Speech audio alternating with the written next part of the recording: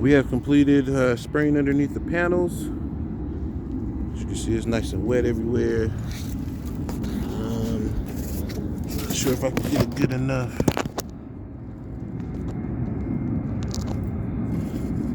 It's nice and clear now.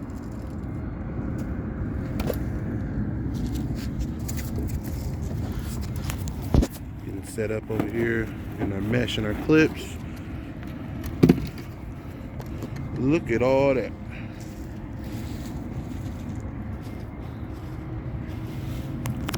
Nuts. So we're gonna let that dry up a little bit, and then Vaughn's gonna start blowing everything in a pile. Get all that bagged up. Yep. So she's over there getting her mesh and stuff all set up, and after that we're gonna clean the panels and we'll be done. So we should be finishing within another hour, and we'll come back with the final video. Peace.